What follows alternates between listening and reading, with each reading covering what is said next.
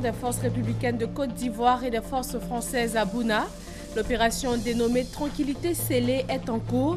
Elle vise à ramener le calme et la sérénité dans le département après plusieurs jours d'affrontements intercommunautaires. La 36e édition du Popo Carnaval de Beaunois, elle est consacrée principalement à un hommage au comédien Adjé Daniel et à des forums d'investisseurs pour une relance économique de la localité. Elle se tient du 28 mars au 10 avril prochain. Et puis le nouveau président de la République centrafricaine, Faustin Archange Touadéra, doit être investi aujourd'hui mercredi à Bangui. Élu le 14 février dernier, il a été le dernier Premier ministre de l'ancien président François Bozizé de 2008 à 2013.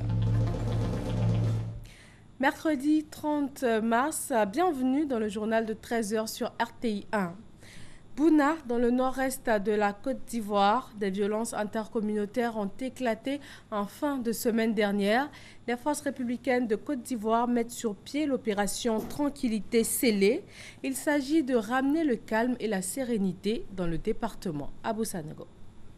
C'est un total de 611 éléments de forces de défense et de sécurité qui ont été déployés pour quadriller la zone d'Oropo, Bania, Vankoro et Kalamo. Cet effectif de la valeur d'un bataillon est renforcé par 400 hommes de l'ONUCI.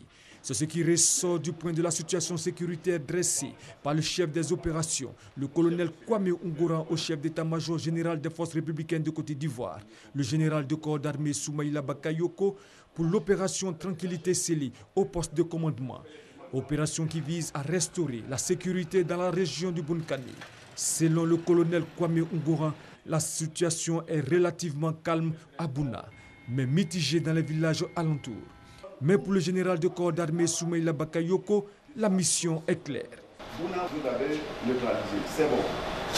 Il ne faut plus rien faire systématiquement à Bouna. Mais où nous ne sommes pas, c'est là-bas qu'ils continuent de s'affronter et faire toutes les tueries que nous déplorons actuellement. C'est pour cela, ensemble, nous allons rayonner de plus en plus vers les campagnes. Le général de division Didier Lotte, commandant la force de l'ONUCI, a promis les jours à venir un renforcement des effectifs par un détachement des forces sénégalaises dans l'optique de désarmer tout individu possédant illégalement une arme. Lorsque mes sections vont aller patrouiller, elles puissent prendre un binôme ou un trinôme de FRCI ou de gendarmes qui, eux, ont la possibilité de désarmer. Il faut qu'on retourne à la normale le plus rapidement possible. Les généraux ont par la suite entrepris une tournée dans la ville. Une ville de Bouna déserte, encore marquée par les récents événements avec une forte présence militaire. Les jeunes de Bouna s'unissent pour dire non aux violences dans le Bunkani. Sous la houlette du député d'Ascension, ils se sont réunis pour appeler à l'union, au rassemblement et à la paix. Ahmed Traoré, Alexis Draogo. Face aux violences qui ont occasionné plusieurs morts dans la région du Bunkani ces derniers jours, la jeunesse de Bouna ne veut plus se taire. Elle est montée au créneau pour demander l'arrêt de ces violences. Désarmons nos cœurs, désarmons nos propos, désarmons nos plumes pour qu'enfin nous puissions sortir notre région de cette léthargie qui ne nous honore pas du tout. Nous avons décidé au niveau de la jeunesse de faire le tour de toutes les communautés et se parler afin d'endiguer ce mal qui mérite la cohésion sociale au niveau du Bunkani. À en croire les sources officielles, les autorités judiciaires du Dzanzan sont à pied d'œuvre pour identifier et situer les responsabilités.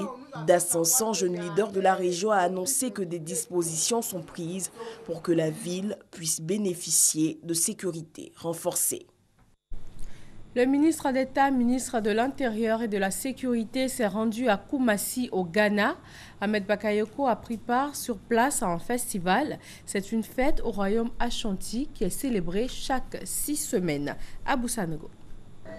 Le ministre d'État, ministre de l'Intérieur et de la Sécurité, Ahmed Bakayoko, invité d'honneur du festival Akwasidae à Koumassi au Ghana.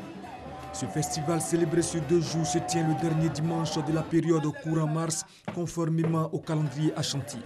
À cette occasion, une attention particulière est accordée aux offrandes alimentaires et des dons sont faits aux indigents. Il existe depuis les temps immémoriaux. À la place Mania Palace Museum, le ministre d'État Ahmed Bakayoko, accompagné de rois et chefs traditionnels de Côte d'Ivoire, a témoigné au roi des Ashanti la gratitude et la reconnaissance du président de la République Alassane Ouattara pour l'honneur fait à la Côte d'Ivoire en l'associant au festival Akwasidaye 2016. Ce qu'il y a de plus fort entre les Africains, c'est votre tradition. Le président Ouattara vient d'installer la chambre des rois et chefs de Côte d'Ivoire. Nous souhaitons que ces institutions aient de bonnes relations. Il m'a également demandé de dire merci au roi pour la délégation qu'il a envoyée en Côte d'Ivoire à l'occasion des funérailles du roi de Baoulé à Sakassou. Et le ciment entre nos deux peuples doit être porté par nos traditions. Les rites de l'Akwasidaye se rapportent à honorer les ancêtres personnels et communautaires. Un rassemblement appelé à comme se produit.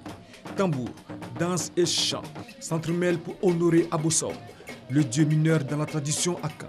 Ce jour-là, le tabouret d'or est affiché dans l'enceinte du palais. Le roi tient son durbar et l'on peut lui serrer la main. Le festival Akwasidaye est célébré par les Ashanti et les chefs dans l'Ashanti, ainsi que ceux de la diaspora. Fin de la 37e session ordinaire du comité interparlementaire ici en Côte d'Ivoire. Le comité regroupe l'ensemble des députés de l'espace UEMOA. Des recommandations ont été faites notamment au sujet de la politique de développement agricole de l'espace et aussi de la libre circulation des biens et des personnes. Mamadou Kouassi. Les parlementaires de l'espace UEMOA réunis à Abidjan pour la 37e session ordinaire du comité interparlementaire. Ces députés des 8 pays de l'espace UEMOA réfléchissent sur plusieurs sujets, notamment le processus d'intégration régionale à travers l'effectivité de la libre circulation des biens et des personnes, le commerce intracommunautaire, la politique agricole, la formation professionnelle et l'enseignement supérieur. Notre rôle, c'est le rôle de tous les parlements. Ici en Côte d'Ivoire, le Parlement de Côte d'Ivoire, c'est un rôle de contrôleur, de surveillant de l'action du gouvernement. Et nous, c'est pour l'espace UEMOA. Nous avons examiné certains points qui sont ressortis du rapport d'activité du président de la Commission. L'agriculture dans nos pays, les transports, le déplacement des personnes et des biens, sur lesquels nous avons également discuté. Voilà ce que nous pouvons raisonnablement retenir. Les énergies renouvelables et les postes de contrôle juxtaposés étaient également au centre des échanges. 2 thèmes ont été abordés au cours de cette rencontre, la toute première de l'année 2016 du comité interparlementaire. Il s'agit de la gouvernance institutionnelle et démocratique au sein de l'espace UEMOA et la politique de développement agricole dans l'espace communautaire. Cette 37e session a vu la désignation de l'Ivoirien Lassina Dosso comme nouveau président du comité interparlementaire de l'espace UEMOA. Le ministère de l'Environnement et du Développement durable renforce les capacités des laboratoires d'essais et d'analyse. Il s'agit d'outiller le personnel de ces laboratoires sur les mesures de prévention des accidents d'origine nucléaire, radiologique, biologique ou encore chimique. Herman Yamia.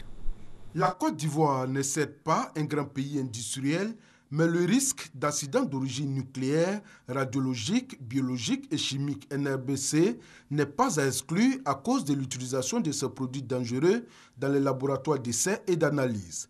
Cette formation, initiée par le ministère de l'Environnement et du Développement durable, au profit du personnel des laboratoires, vise à les outiller sur les exigences techniques et le management de la norme ISO CEI 17025, qui est une norme internationale applicable partout dans le monde. Et cette norme-là permet de déterminer les laboratoires qui sont aptes à faire un certain nombre d'analyses.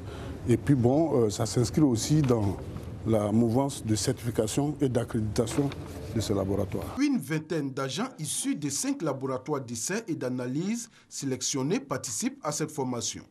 Le ministère de l'Environnement et du Développement durable dit attendre beaucoup des résultats de cet atelier. Le ministre souhaite, d'ailleurs il nous encourage vivement à cela, que pendant vos 3 jours de formation, vous puissiez tirer le maximum de nos experts formateurs et être à la hauteur des expériences de la Côte d'Ivoire et des centres d'excellence de l'Union européenne. Cette formation s'inscrit dans le projet 35 des centres d'excellence de l'Union européenne qui vise le renforcement des capacités en matière de gestion des déchets chimiques et biologiques dangereux. Parlons santé, le cancer du col de l'utérus représente aujourd'hui un véritable problème de santé publique. La lutte contre cette maladie passe essentiellement par la sensibilisation et le dépistage. Dans la ville de Boisflé, la Jeune Chambre internationale a procédé au dépistage de 300 femmes. Patricia Omoetia. Le cancer du sein et du col de l'utérus se place en deuxième position des cancers féminins dans le monde. En Côte d'Ivoire, sur 100 femmes, 15 souffrent de l'une de ces pathologies. Au niveau mondial, une femme meurt du cancer de l'utérus toutes les 2 minutes. Une situation alarmante pour la Jeune Chambre internationale qui veut mieux appréhender et connaître la maladie. Une rencontre a donc été initiée à cette occasion par les responsables du CHR de Boisflé. Il existe 2 moyens complémentaires de limiter les risques de cancer du col de l'utérus, le frottis de dépistage et la vaccination pour les jeunes filles à partir de 11 ans. Plusieurs lots de matériel médical ont été remis aux organisateurs au thème de cette campagne de dépistage. Le port autonome de San Pedro veut se moderniser. Devant ses collaborateurs, le directeur général a partagé cette vision et aussi les objectifs pour l'exercice 2016. Herman Yamia. Le port autonome de San Pedro nourrit de grandes ambitions pour l'exercice 2016. Il s'agit entre autres de réaliser la première phase de son projet d'extension et d'accroître de 10% le trafic origine-destination, import-export-transit. Ces chantiers devraient permettre au second port de Côte d'Ivoire de générer un chiffre d'affaires prévisionnel de 7 milliards 100 millions de francs CFA, représentant une hausse de 6% par rapport à celui de l'exercice 2015. 2016 est donc une année décisive pour le port autonome de San Pedro dans sa vision de développement. Les perspectives qui s'ouvrent sur le futur, avec les projets rentrant dans le cadre de l'extension du port, permettront de faire face aux défis nouveaux de l'environnement économique national et international, fortement impacté par les changements constatés dans l'économie maritime et portuaire. Les agents du port autonome de San Pedro félicitent la hiérarchie pour son management de qualité et entendent se mettre au diapason de la vision de leur manager afin de relever avec lui tous les défis à venir. Du reste, le trafic de marchandises du port autonome de San Pedro connaît une constante progression depuis 2011. En 2015, l'activité a atteint 4 851 000 tonnes contre 4 738 000 tonnes en 2014. Dans le Béret, le Conseil du coton et de l'Anacad veille au strict respect du prix Borchamp pour la commercialisation de la noix de cajou.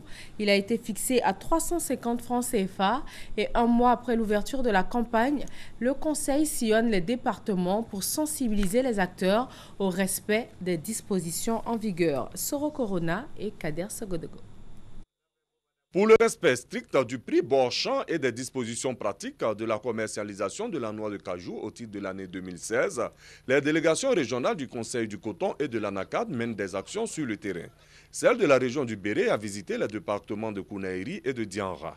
Objectif de cette visite, s'assurer de l'utilisation efficiente des documents de transaction et de traçabilité, à savoir les fiches de transfert et le carnet d'achat magasin intérieur des exportateurs. Nous sommes en tournée pour sensibiliser et donner les informations à tous les acteurs, les producteurs, les acheteurs et les différents présidents des comités de veille sur toutes les informations sur ces dispositions pratiques et leur mise en œuvre.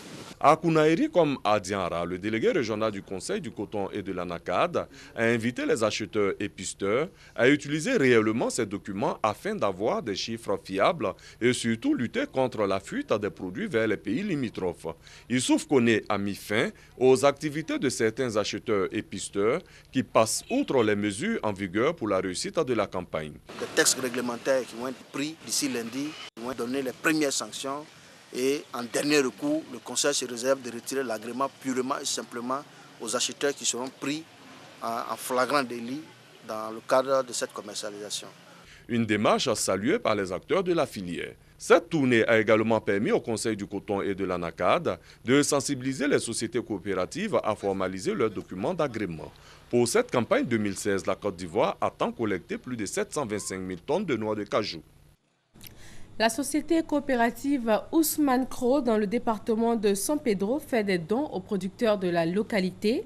L'ANADER a saisi l'occasion pour inviter ses coopérateurs à respecter les techniques culturelles. Thérèse Yoboué.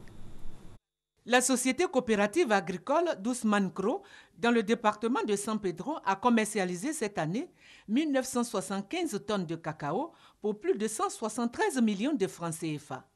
Les producteurs, pour cette performance, ont été félicités par les responsables de la direction régionale du Conseil Café Cacao de la NADER et par le sous-préfet de Dogbo dans la région de San Pedro.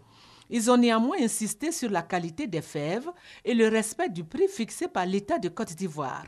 La société coopérative d'Ousmane-Kro a fait don aux producteurs d'engrais d'une valeur de 20 millions de francs CFA. Le sous-préfet de Dogbo a saisi cette occasion pour sensibiliser les parents à déclarer et à scolariser leurs enfants. Il les a également appelés à améliorer leur cadre de vie. Dans la région du Gor, les jeunes bénéficiaires de financement pour leurs activités ont été formés. C'est dans le cadre du contrat de désendettement et de développement emploi jeune. Il est financé par l'Agence française de développement. Le reportage est signé Honorine Anigori. Ce sont 35 jeunes bénéficiaires d'activités génératrices de revenus appartenant à des associations et groupements de jeunes qui ont été retenus. L'Agence française de développement qui les a sélectionnés va financer leur projet. La formation, qui est à sa deuxième phase, sera assurée par l'Agence nationale d'appui au développement rural, la NADER. C'est dans le cadre de la mise en œuvre du contrat de désendettement et de développement emploi piloté par la plateforme de services du Gor que cette formation a eu lieu. Son président, Alphonse Nyagno Gadji, apprécie le démarrage effectif de la mise en œuvre de cette deuxième phase qui consiste en la création d'activités génératrices de revenus. Lucien Zouzoua Naounou, le coordonnateur de la plateforme de services, a quant à lui fait le bilan partiel de sa structure. Selon lui, sur 86 plans d'affaires portés par 704 jeunes regroupés en association, 6 seulement ont été retenus. Il a saisi l'occasion pour inviter les collectivités locales à soutenir la plateforme de services. Au nom des bénéficiaires, Fernande Bébro a traduit sa reconnaissance aux bailleurs de fonds. Les bénéficiaires ont été formés en comptabilité simplifiée et à la technique de commercialisation. Les partenaires locaux et les autorités de la région du Gor ont exhorté les 35 apprenants à accorder une importance à cette formation qui va leur permettre d'afficher leur autonomie et de s'épanouir socialement. Les jeunes élèves et étudiants musulmans des régions de l'Agnébi-Tiassa et de la Mé bénéficient eux aussi d'une formation. Ils sont 300 à avoir été formés sur les valeurs civiques, la connaissance des piliers de la foi et la maîtrise de la prière. Mamadou Kwasi. Ils sont venus des départements d'Adzopé, d'Akoupé, de Yakassa-Tobrou et d'Agboville. Ces jeunes élèves et étudiants musulmans viennent renforcer les capacités intellectuelles et spirituelles. Pendant une semaine, ces jeunes dont l'âge varie entre 6 et 20 ans seront formés sur les valeurs civiques, les principes de l'islam, la connaissance des 6 piliers de la foi. Cette initiative est du secrétariat régional Agnébi de l'Association des élèves et étudiants musulmans de Côte d'Ivoire, AUMC. La stratégie vise à encourager les élèves et étudiants musulmans à mieux maîtriser la religion et surtout à être des modèles dans la société. Au cours de la conférence d'ouverture, El Hadj Amadou Kamara instruit les jeunes sur leur rôle dans la construction d'une société moderne et modèle, socle du développement socio-économique de la Côte d'Ivoire. Le conférencier a au cours de son intervention invité les jeunes à des comportements décents propres aux recommandations de l'islam. Le bilan des 40 ans d'existence de l'AUMC était également au centre de cette intervention. Des propos soutenus par l'amicale des anciens de l'AUMC de cette région. Les membres de cette amicale ont invité leurs frères et sœurs au travail à l'école afin d'être des élites dans la nouvelle Côte d'Ivoire. Ils souhaitent que ces jeunes s'approprient les valeurs enseignées au cours de ce séminaire pour contribuer au développement de la Côte d'Ivoire. Les guides religieux d'Akoupé ont fait des bénédictions pour la paix et surtout pour la sécurité en Côte d'Ivoire. La convention de l'Église Pentecôte internationale de Côte d'Ivoire. Les responsables de l'Église ont exhorté les fidèles à la prière et surtout au renforcement de leur foi. Thérèse Yoboué. Ils étaient plus de 1500 fidèles de l'Église de Pentecôte internationale des districts de San Pedro, Grand Bérébi, Tabou, Grabo, Sassandra, Gabiagui, Fresco à prendre part à la clôture de la convention de leur Église. Le thème de cette année, Christ ressuscité, notre bannière victorieuse. Selon le révérend pasteur du secteur de San Pedro, Apié Ebenezer, et son hôte venu du Ghana, Le Christ ressuscité est le porte-étendard de toute l'humanité. Et par sa victoire sur la mort, il permet à toute personne qui le confesse de triompher de la mort, de la maladie et de toutes les épreuves de la vie. Pendant les 2 jours de la Convention, les fidèles ont reçu de nombreux enseignements sur la vie de l'Église, prié dans la joie pour la Côte d'Ivoire, la délivrance des individus et du pays des forces du mal.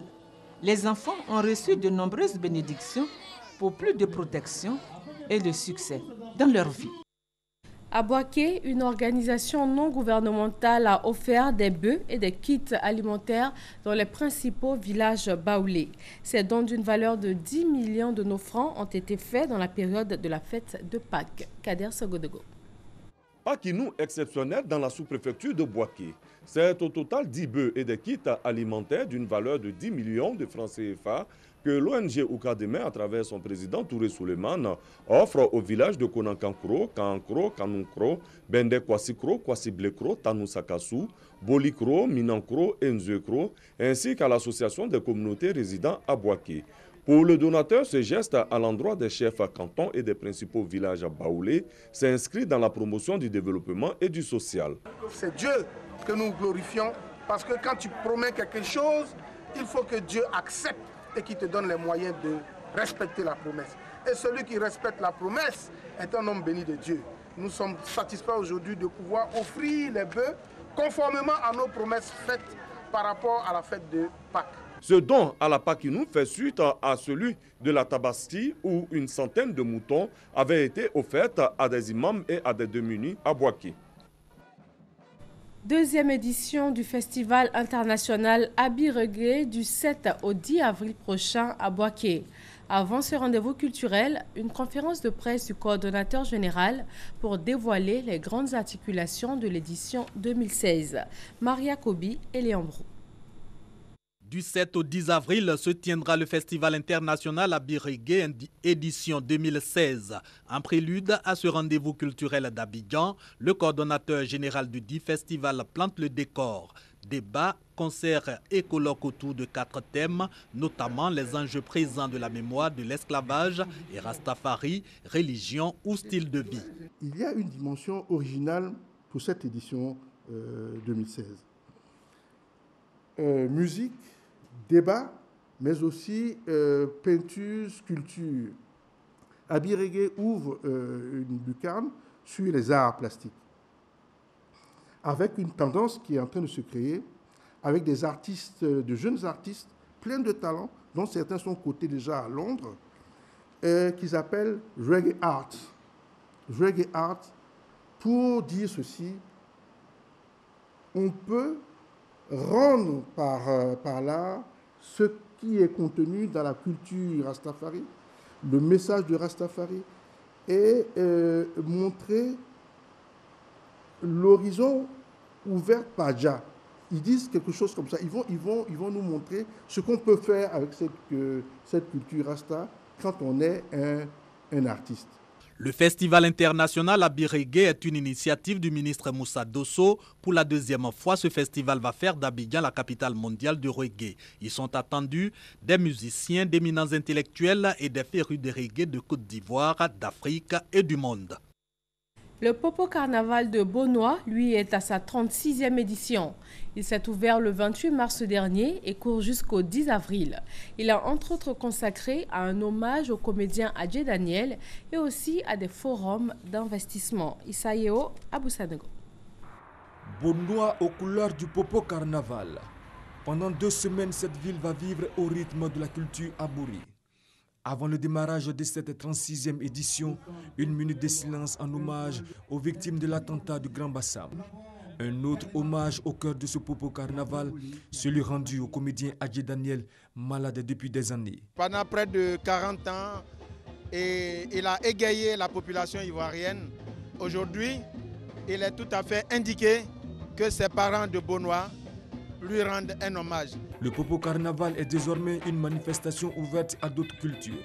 Le jumelage entre la ville de Beaunois et celle de Boundiali et l'invitation d'autres pays comme le Burkina Faso et le Mali en sont une parfaite illustration. Le Popo, après avoir été un événement la région du Sud Comoé est devenue un festival d'envergure, je dis national mais international.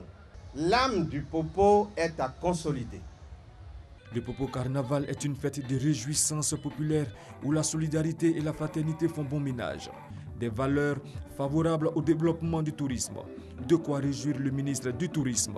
Le Popo Carnaval est une manifestation culturelle, mais le tourisme utilise la culture comme matière première.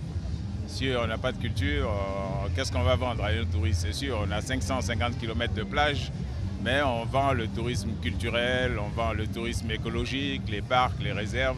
Et regardez cette belle forêt que la Côte d'Ivoire gagnerait à entretenir. 400 exposants et plus de 15 000 visiteurs par jour sont attendus pour cette 36e édition du Popo Carnaval de Bonois. Direction l'université Alassane Ouattara de Bouaké, la plateforme universitaire pour la promotion de la paix et la démocratie a décidé d'inculquer aux étudiants des valeurs de paix et d'union afin d'éliminer toute forme de violence sur les campus. Hassan Khan et Kader Sogodogo. Faire la promotion de la culture de la paix et de la non-violence sur les cités universitaires. Tel est l'objectif de la plateforme universitaire pour la promotion de la paix et la démocratie de l'université Alassane Ouattara. La plateforme multiplie les actions en vue de débarrasser pour toujours l'environnement estudiantin de toute action qui peuvent entraver les études.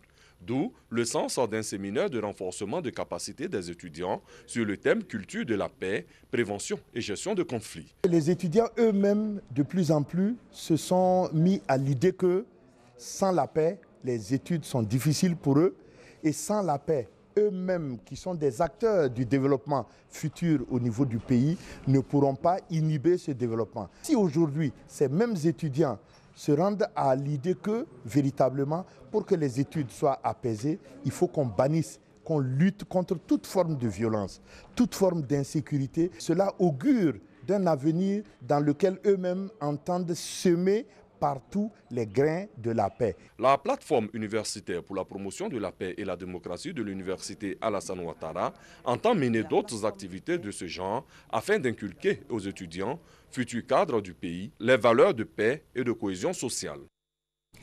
La France va mettre fin cette année 2016 à son opération militaire Sangaris en Centrafrique. Le pays estime sa mission de restauration de la sécurité accomplie après 3 ans de sanglants affrontements et même si tout n'est pas résolu selon le ministre de la Défense. Et cette décision n'est pas prise de manière fortuite. Le nouveau président de la République centrafricaine, Faustin Archange Touadéra, doit être investi aujourd'hui, mercredi, à Bangui. Il a été élu le 14 février dernier. De 2008 à 2013, il a été le premier ministre de l'ancien président François Bozizé, en présence de nombreuses personnalités, dont le ministre des Affaires étrangères français ou encore le président tchadien. Cette investiture est le symbole de la fin de la guerre en Centrafrique. Et le nouveau président de la Birmanie, Tin Kyaw, lui, a prêté serment ce matin devant le Parlement. Son accession au pouvoir ouvre une nouvelle ère pour le pays marqué par des décennies de domination militaire.